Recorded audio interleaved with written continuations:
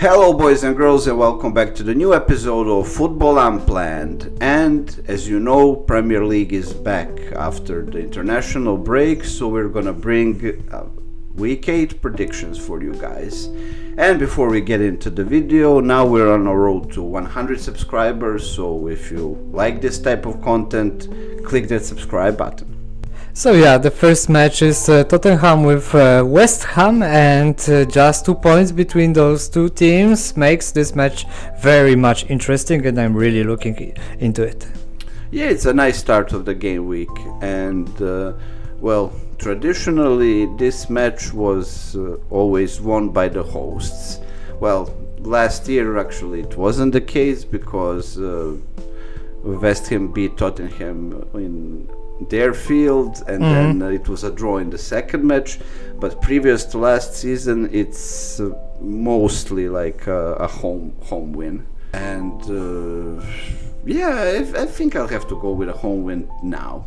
Again, like Tottenham will somehow be able to win because they're in the better form. I mean, they did lose the last match against Brighton where they bottled 2-0 lead. They did an Everton. But West Ham has been greatest. Exactly. I was also about to say that Tottenham will win this first match, and that's how, in my opinion, this next fixture will start. And the second match of the day would be between Southampton and Leicester. Yeah, and as far as this might sound not that much interesting as the previous one, I will still also watch this one, and I will bet on Leicester with their very good right wingers, and almost like whole right side plays very well. And for now, after all of these previous matches, this is what pushes somehow Leicester forward, even though they don't have that much points, but Southampton has only one. Yeah, Southampton only has 1 point that they got against Ipswich. Ipswich 1-1. Yeah, and Leicester last match actually managed to get a win. So their first win, they have 6 points, and last season they truly smacked Southampton in the championship. Between those two matches, they scored 9 goals against them, so they know how to unlock them. I was edging towards a draw, but I'm gonna agree with you on this one, and I'm also gonna say a Leicester second win in a row. And then we are just getting started because Newcastle plays with Brighton, a champion of draws, as I'm sometimes calling them. They both have 3 draws. Exactly, and Newcastle lost a very nice start because they lost with Fulham, then 2 draws, but 1 with City, which is actually a nice score if you look at it. But yet they are looking for new 3 points, and I think Brighton is a great idea to grab them.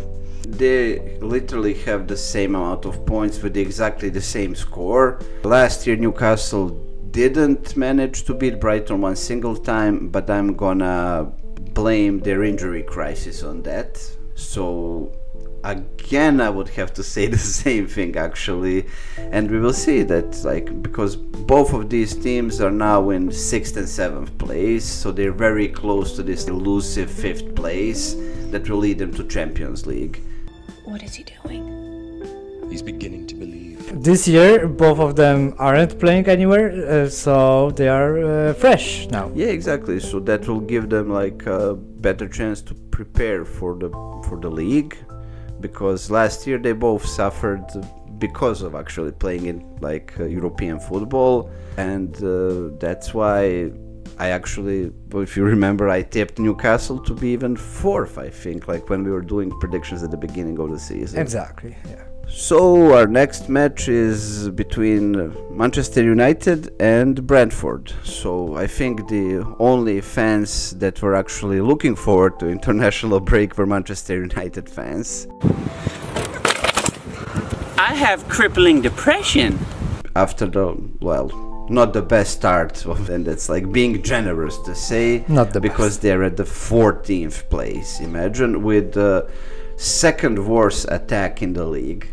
Exactly. If someone would say that the United in this pair will be at that place, I would be like, did you maybe have in mind Brentford actually, not United? But yeah, that's the reality that's that like we are something in. that's like out of parallel universe, but I mean reality is like that, and I think Manchester United fans were hoping that they're gonna see Ten Hag sacked, that probably maybe like the Tuchel will take them, and then Tuchel ended up getting the England job, and Ten Hag stayed. Actually, I was 80% sure that Ten Hag will be sacked after a very disappointing match with Tottenham. They just smacked them really hard, and That was a hard watch. Yeah. and the worst part is that this wasn't their worst performance, because it came a bit later with FC Porto at the Europa League. So That was a disaster class. Yeah. exactly, you have 3 points and then you just let it slip just like that. It's not United that I know, that I knew, but yeah, As a Liverpool fan, I'm not complaining, to be honest. of course, yeah. My toxic trait is watching Goldbridge on YouTube after they lose or like spill points. You can't miss. You can't miss this. He's bloody missed it! What a prat! What a prat! But yeah, I think Ten Hag got his ass saved by drawing against Aston Villa, who is like an informed team that is playing like really good. But that match was such a nothing burger. Nothing happened. Nothing, yeah. If Aston Villa had a bit more courage to go forward, to attack, do something, I bet they will score. Yeah, to play sooner with two strikers. Yeah. I mean, in their defense, they were missing like a lot of midfield in that match, but still, like I was expecting an easy Aston Villa win. I even said it in the predictions like that week. Exactly. So yeah, what is your prediction for their next match with Brentford? I'm gonna say again United win, because in entire history outside one match when they got like humiliated 4-0 against Brentford, they never lost to them, and like majority of the matches were wins. Brentford is still a walking hospital. Yeah, like And 6 players out, 7. God knows. Maybe even double digits, because like for some we're not certain, like they might play. We will see, on so Saturday. like not certain still. Not believing also in Brentford's defense, because they're like one of the worst defenses Versus one currently. worst attacks. Yeah, so it will be like a cripple fight kind. I don't know, but I still think like, and the United will manage to score a goal, and like they're kind of like park the bus, and then it will stay that way. Yeah, but this won't make their PR any better for now. But it might be a good first step forward. And what is your opinion? What do you think that will happen? I think Brentford will win. That's my hot take. I'm also going out of the box with saying like United win because like logic says they have to actually start winning somehow. Playing something, yeah. But sometimes it's like that. That you are in a like a hole and you just can't get out. Even if you have a stairs, automatic stairs up, At this you cannot point, go. not that they don't have automatic stairs, they're bringing a shovel into that hole and then they're Make it deeper. like so honestly I don't know, but like That will be anyway interesting to see. that will be actually interesting match, I guess. So guys, if you thought that Manchester United with Brentford will be the match of the worst teams, now is the match of the worst teams actually, because Ipswich will play with Everton, and that's a hit. And even worse is the fact that they're walking hospitals. When you look at the lineup, I have no idea who will play a fullback for Everton. Probably A goalkeeper. Ashley Young will be one, but even Garner won't be playing, who is a midfielder who was playing like right back. everyone is injured, but still they can't beat like Axel Tauzebe. Like that guy is not gonna play because he got injured by washing dishes. That's the, I think, winner of the stupidest injury this season. Yeah, I mean, like that was on par with Santiago Canizares missing the World Cup because the fucking perfume fell on his leg. Yeah, or Cassano missing Euro 2012 because of his own wedding. That's kinda important, but come on, he could have moved it. Ipswich is waiting over 20 years for their next win in the Premier League, so I guess Everton. April 2002 when they managed to beat Middlesbrough. Exactly, so I think Everton is the best rival to do so, and I will bet that Ipswich is gonna win this time with their very good striker. Yeah, that's possible. Yeah, like Delap is looking forward because like he's in a great form. Yeah, boy. So yeah, he has 4 goals in 7 matches and he scored 3 in the last 2 matches. Even played for England's youth team and he's on a roll. International break. Yeah, I mean, I'll be honest, when I saw that they signed him for more than 20 million euros, I was kinda weary because he never managed to get like any traction when he was in City. Like he played only 2 matches. Last year he was in loan in Hull City. He played really good actually, but again, like the difference now between Championship and Premier League is huge. So I'm like never gonna hype up someone who's like doing that well in Championship. Yeah, and this difference between Premier League and Championship will still grow. So yeah, because of the finances and how course, it's structured. So and the TV. yeah. But at the end, like I may think that he might even be a bargain at this like price tag because he's on a roll actually. His father was known for taking long throws and he might be famous for scoring a lot of goals in the Premier League in the future.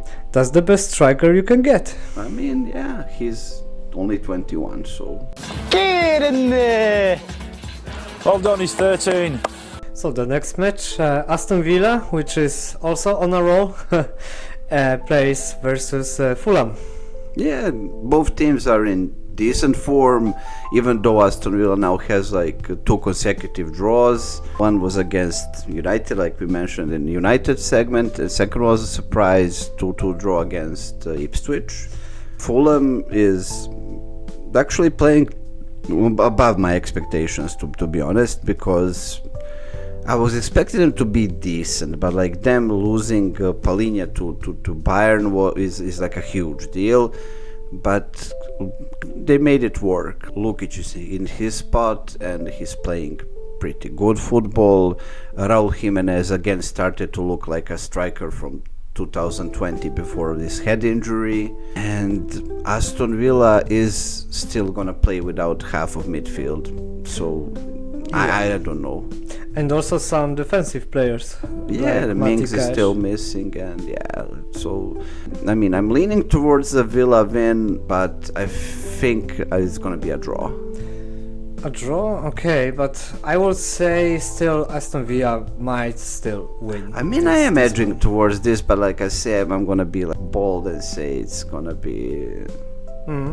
From my perspective, like after very good start of Champions League, like they won with Bayern Munich also. Yeah, they have 2 wins in 2 games in Champions League. Yeah, but the first match was was against Young Boys Bern, so with like full respect, is not a rival, but after you win with someone that big like Bayern Munich, you go with the flow, and they are still on that flow and like this hype created back in that evening.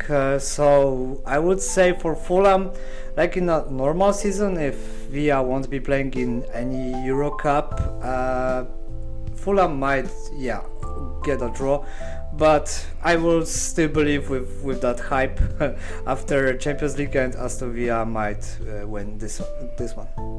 Yeah, we'll see. I mean, it's a good possibility, to be honest. And our final match of Saturday is on the south of England, and it's match between Bournemouth and Arsenal. Yeah, so we have a match between one of the lowest teams and the pretender to be a champion, yet Arsenal is being also treated like a hospital team. They might not play with Havertz or Saka, which is for me their best player. Half of their team actually, like... Yeah, with Odegaard and all of the rest of the guys, sure, but I see a pattern in Bournemouth, because after they winning, they lose 2 matches, and 2 matches ago they won, last one they lost. Against So Southampton, and then they lost to Leicester. yeah, so now it's their second turn to lose actually, and yeah, I will bet on easy win for Arsenal still. Arsenal kinda escaped losing the points in the last 2 matches, because they were moments away from drawing against Leicester, and then they managed to score 2 goals in extra time. Against Southampton they went 1-0 down, then they managed to score 3 goals. At this point I also see a pattern here, so they have to slip sometimes. If this is gonna be like a huge sitting on the fence from my side, so I'm gonna say, in case majority of the players who are currently listed as like questionable, so Saka, Havertz, Ben White, Martinelli, if majority of them plays, I'm gonna agree with you. But this time, If they're not playing, I'm gonna say draw, and even would slide towards a Bournemouth win, because Bournemouth knows how to score goals. yeah, and that will be a great score for Liverpool and City also. Yeah, actually, but like if Arsenal is on their like full display, they're gonna win. Yeah, their subs aren't on same level as the like first 11 players. Yeah, like the gap is just too big, especially in the attack. Like they can't replace Saka, and they even load out his like direct substitute Nelson, like he's now playing for Fulham. So yeah, that's why I'm very, very, very torn between and undecided in this one. Okay, yeah, we will see what will. Yeah, we'll see what lineups will look like tomorrow. Yeah, that will be a big tip of what might happen. And now we got to Sunday's matches, and we have 2 of them. First of them is Wolves against Manchester City. That is right, and I think we're gonna get a very happy football beginning of Sunday. 'Cause what can I say?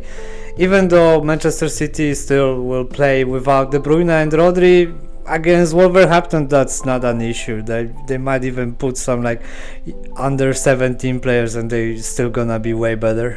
Let's not go that far, but still, it like Rodri and De Bruyne are like majority of their midfield. It's like the engine and the brain of the team. But Wolverhampton they can't seem to catch a break like this season, because their schedule was created by Satan himself.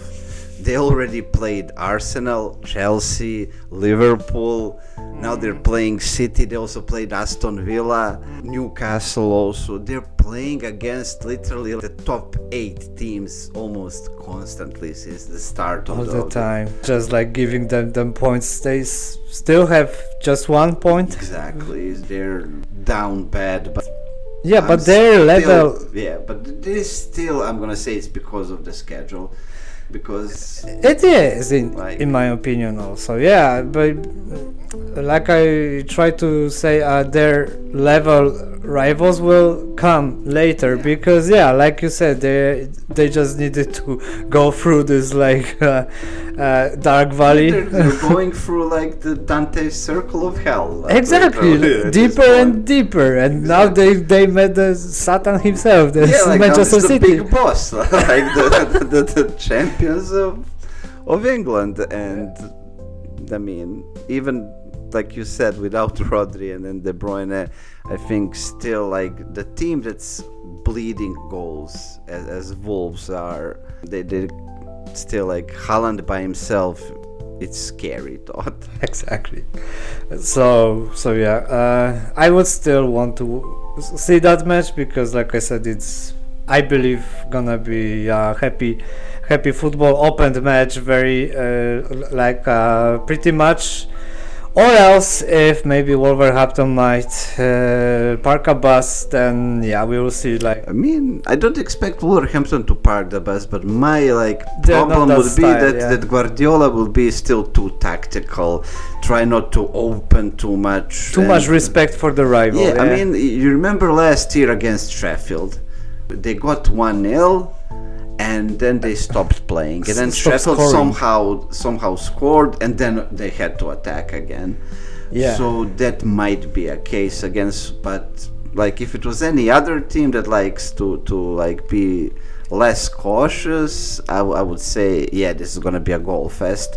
But I think like City just never seems to push like to score as many goals as they can. Yeah, they have this thing that also was in FC Barcelona during Pep Guardiola times also, that they have too much respect for every rival, even that the rival is like 10 levels below them. They still like want to play their style, keep the ball, and maybe just have like wait for the goal. Openings, and that's it. Yeah, and sometimes this waiting is taking 70 minutes, 80 minutes, and then they lost some like stupid goal scored with someone's like us, and they have 5 minutes. In that match against Sheffield, they managed to score another goal in literally 3 minutes. Because they are still one of the best teams. They're that better than them. Yeah. And yeah, that's why like that might be the potential issue. So I wouldn't like predict